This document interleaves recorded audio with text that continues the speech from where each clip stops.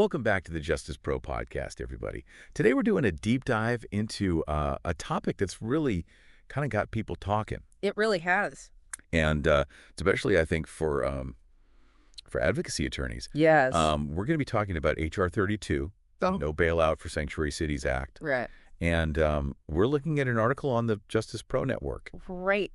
So think of this deep dive as like your shortcut to understanding this whole thing, what this legislation could mean, for your practice and the communities you serve. Right. Yeah.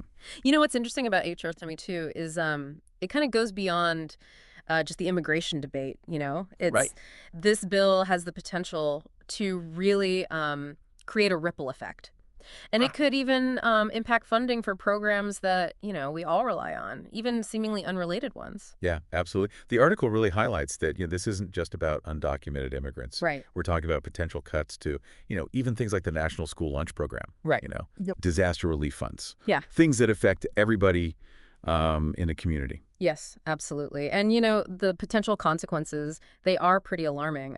There was this study that was done by the Center on Budget and Policy Priorities, and they found that a similar funding cut in Texas, it led to a 20% decrease in shelter capacity for domestic violence survivors. Wow.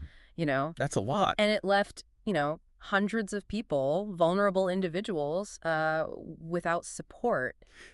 It's almost like the bill uses funding as like a weapon to pressure cities and states to comply with federal immigration enforcement, even if it means like clashing with their own local laws. Exactly. And, it really brings up, that balance of power, right, between federal and local jurisdictions, and can the federal government actually essentially coerce states into, doing things, adopting policies that they don't necessarily agree with. Right. Yeah.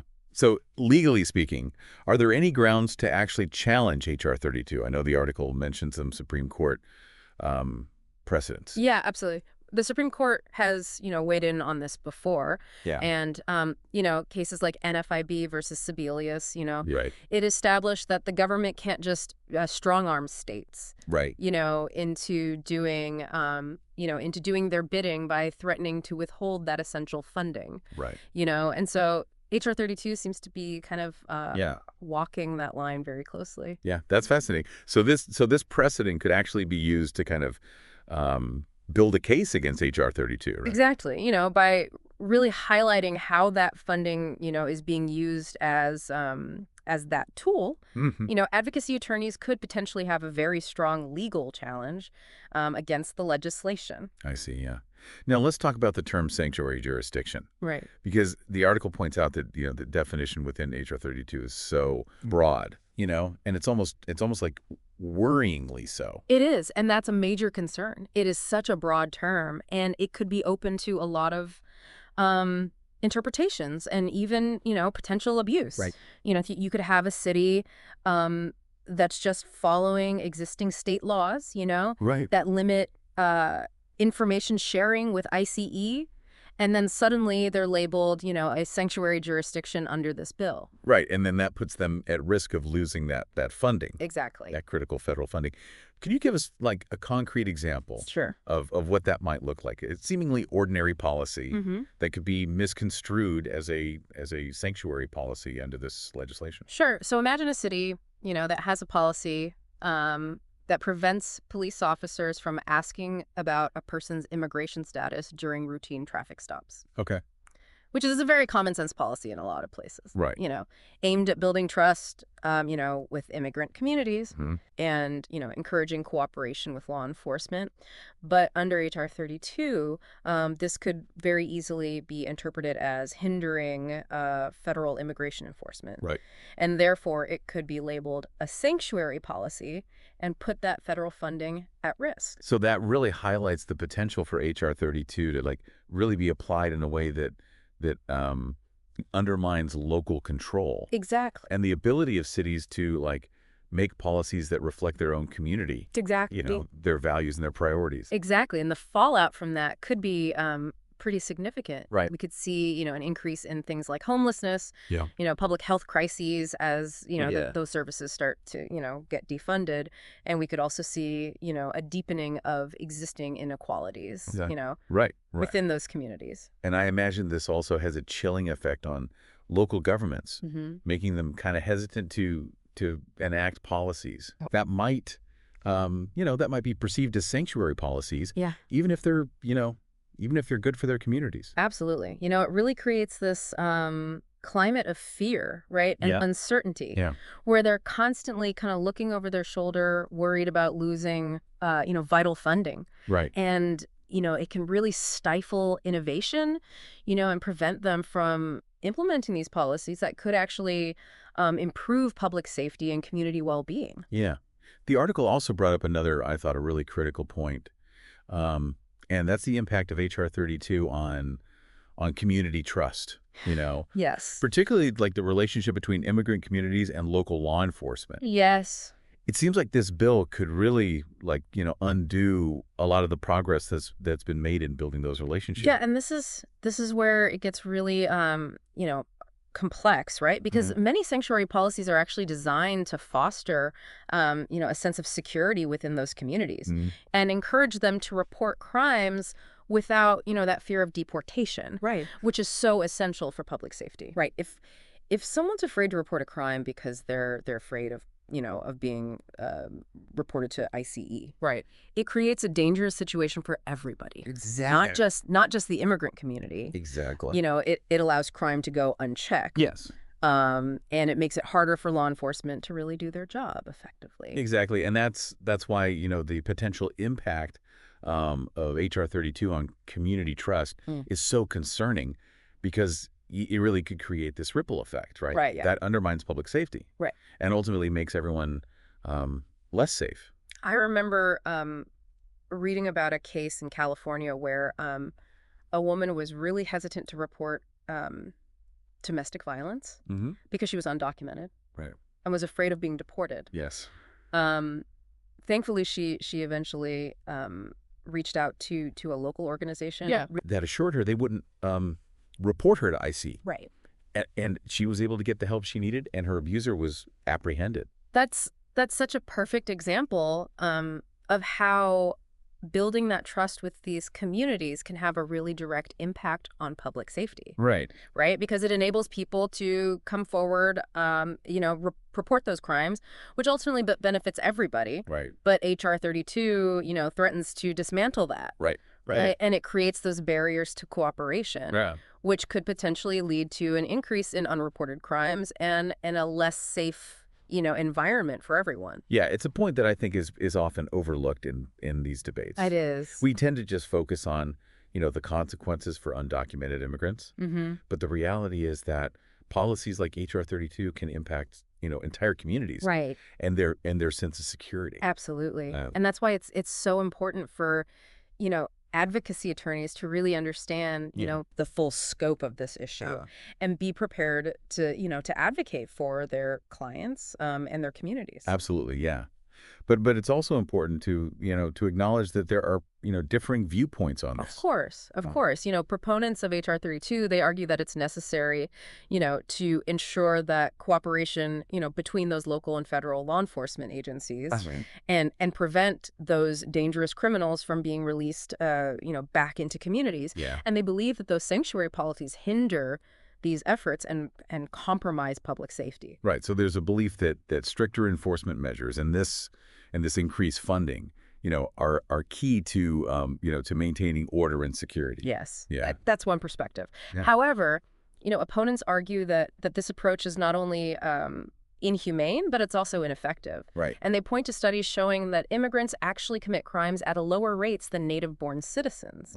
And, and they argue that focusing on enforcement instead of, that comprehensive immigration reform is a misguided strategy. So it seems like there's just a fundamental disagreement about the root causes of illegal immigration. There is. And the best way to address it. Yes. And, the article, it really encourages us as legal professionals to, engage with both sides of the argument Mhm. and understand, the underlying assumptions and biases that inform those different perspectives. It's about, fostering a more, a more nuanced discussion that goes beyond just sound bites and political rhetoric. Absolutely. It's about recognizing the complexity of the issue Yeah. and understanding that there are no, easy answers. Now let's switch gears a little bit Okay. and kind of delve into the potential impact of HR 32 on specific programs. Okay. Yeah, the article mentions cuts to Medicaid, to Social Security, and food assistance programs. Yeah.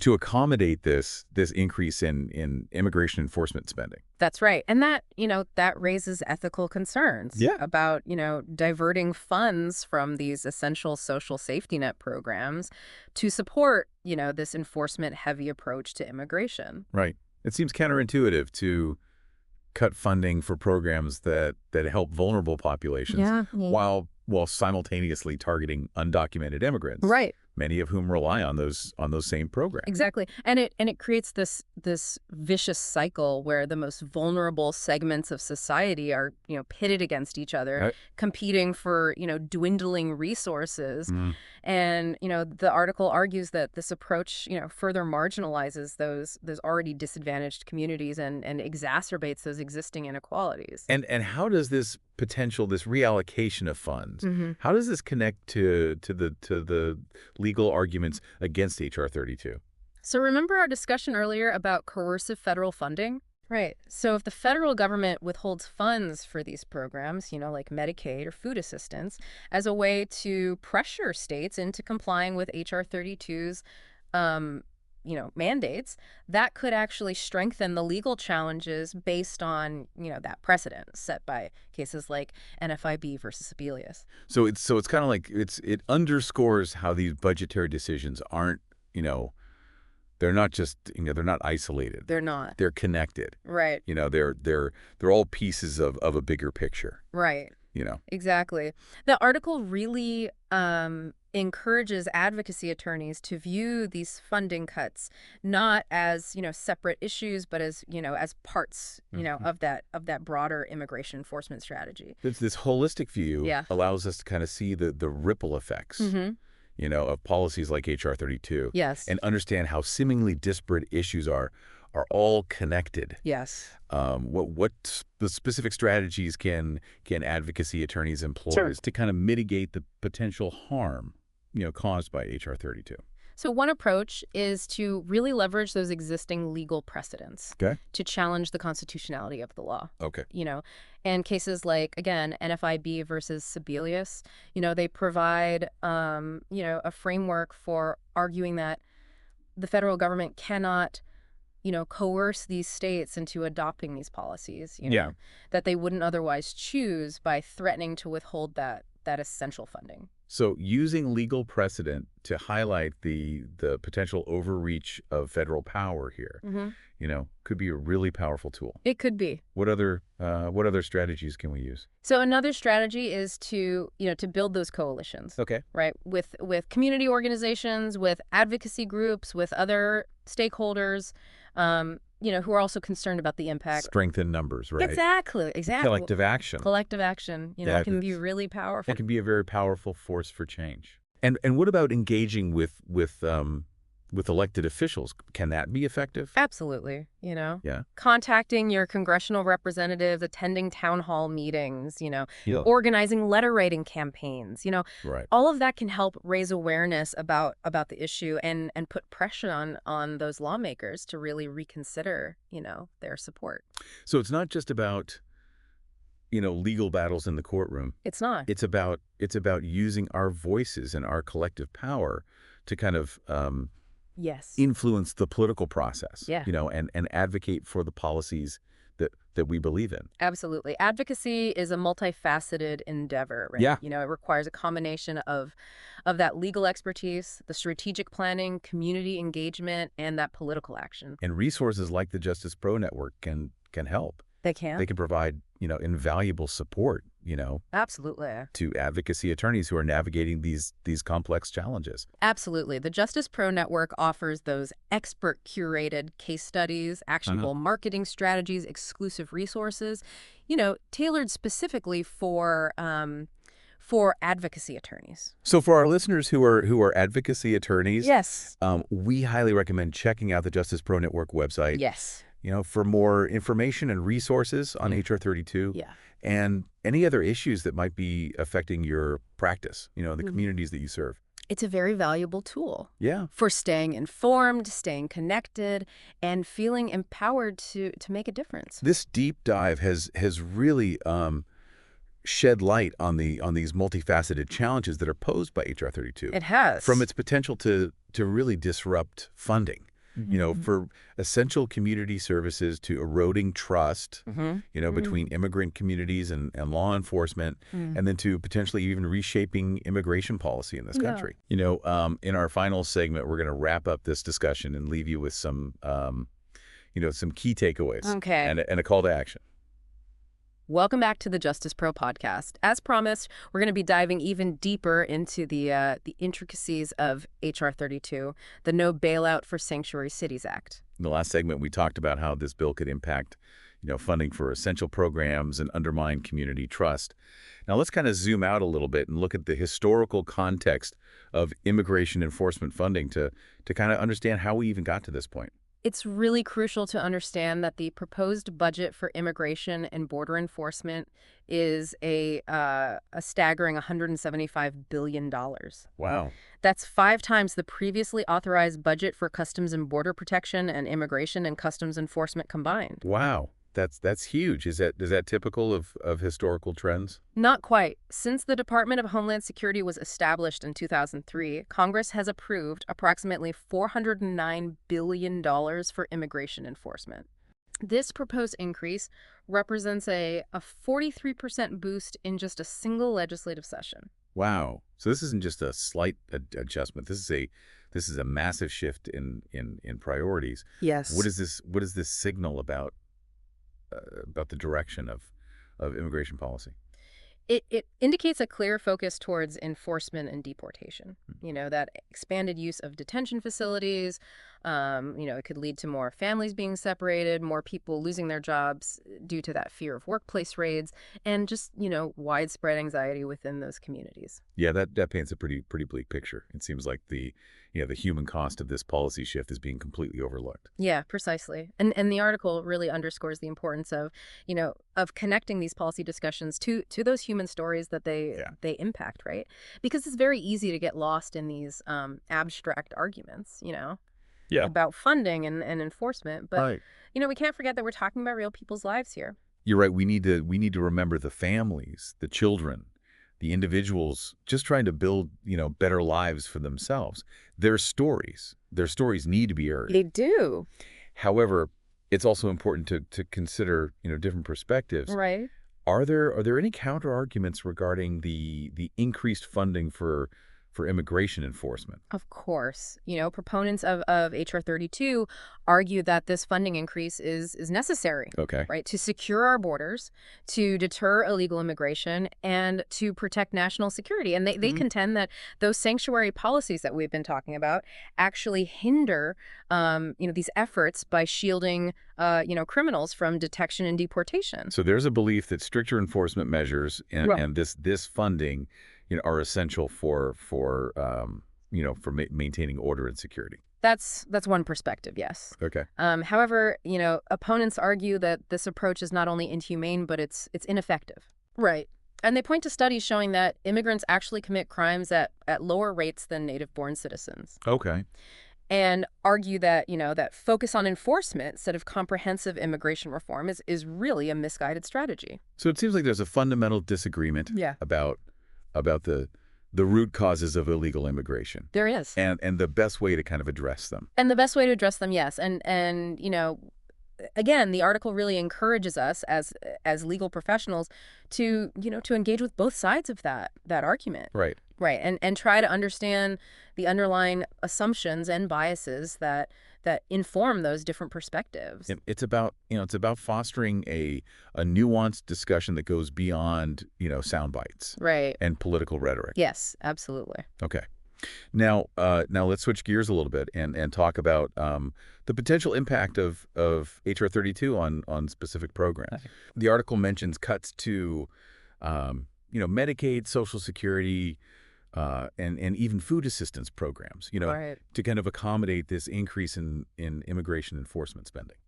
That's right. And that raises, those ethical concerns Yeah. about diverting funds from those essential social safety net programs, right? Right. To support this, very enforcement heavy approach to immigration. Right. It seems counterintuitive to cut funding for programs that help, vulnerable populations Yes. while at the same time targeting undocumented immigrants. Right.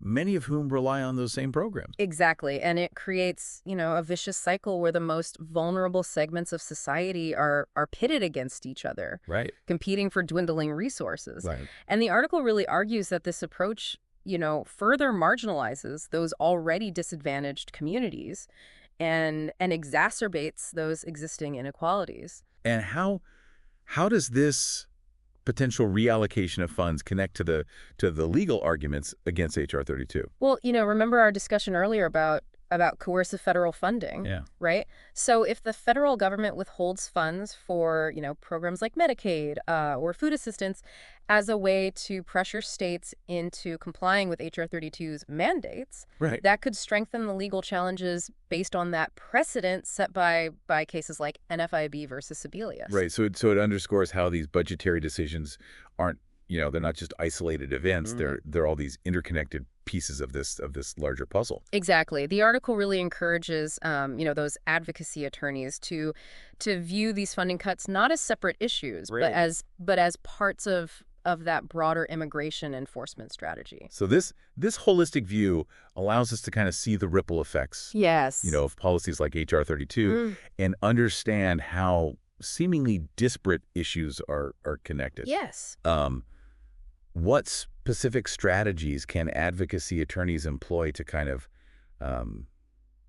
mitigate the potential harm that's caused by HR 32? So one approach is to really leverage those existing legal precedents to challenge the constitutionality of the law, Okay. right?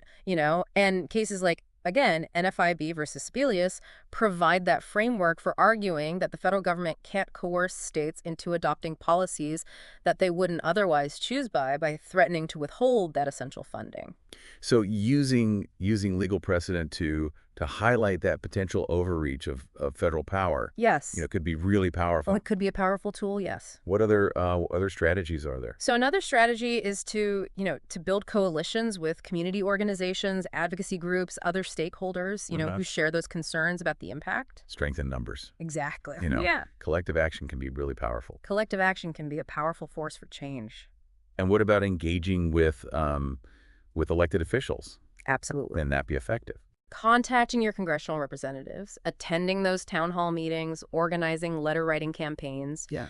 All of that can really help raise awareness about the issue and put pressure on those lawmakers to really reconsider, their support. So it's not just about, legal battles in the courtroom. It's not. It's about using our voices and our collective power to influence, the political process and advocate for policies that we believe in. Advocacy is a multifaceted endeavor. It requires a combination of legal expertise, strategic planning, community engagement, and that political action.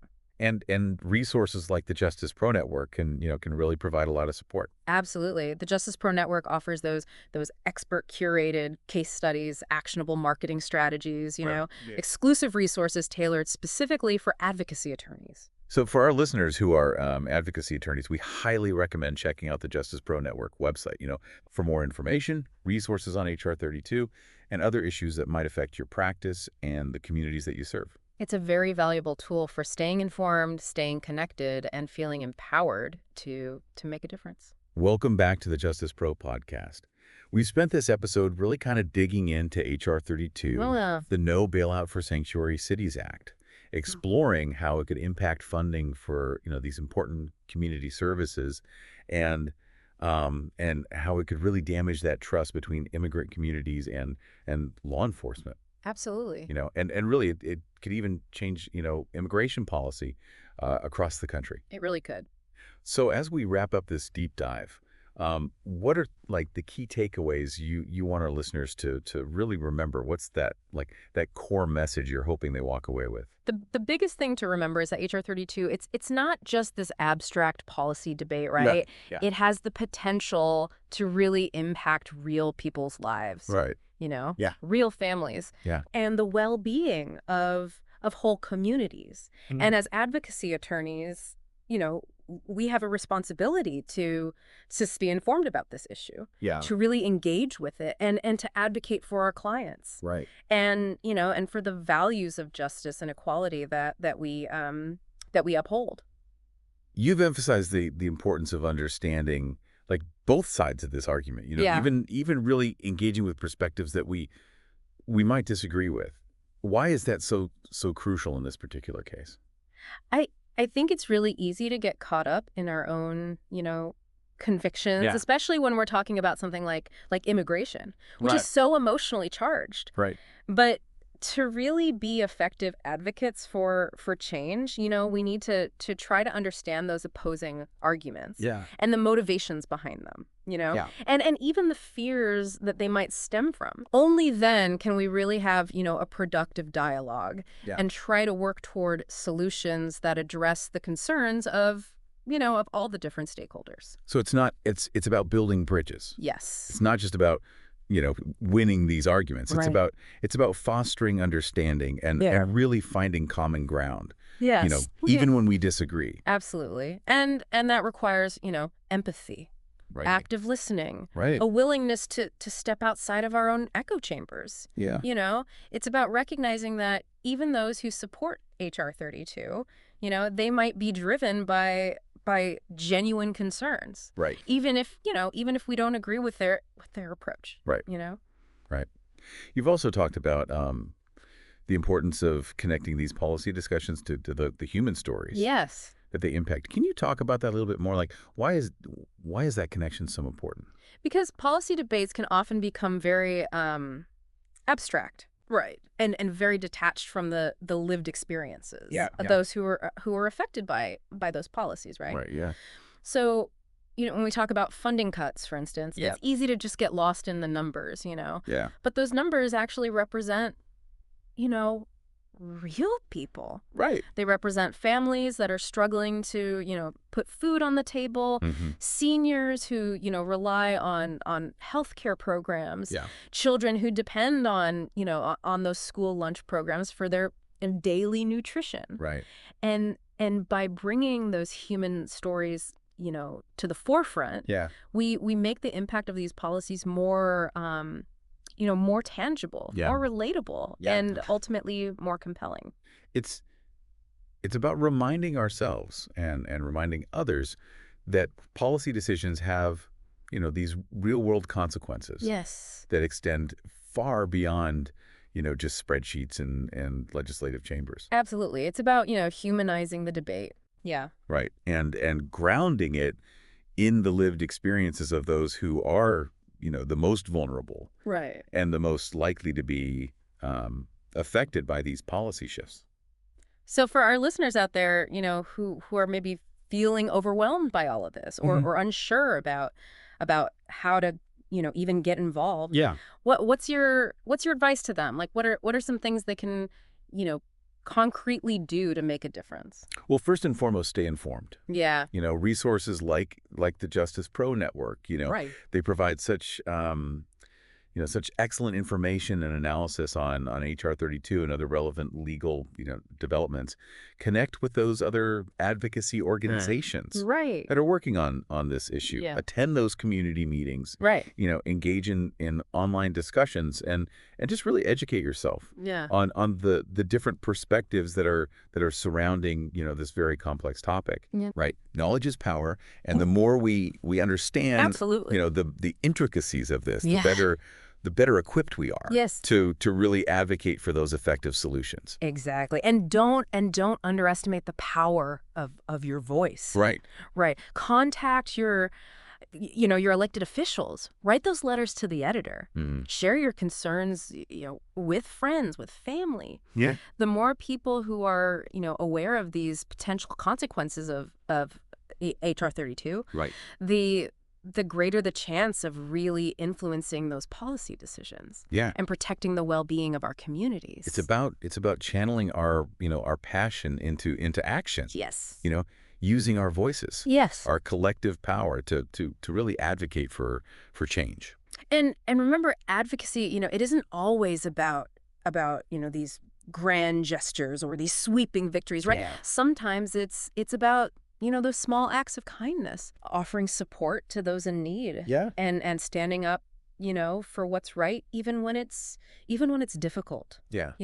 Every voice matters. Right. And every action, no matter how small it seems, can contribute to, a more just and equitable society. So for our listeners out there, who are on the front lines, fighting for justice and equality every single day, thank you for the work that you do. Thank you. You are making a difference. Yes, you are. One client, one case, one conversation at a time. That's right.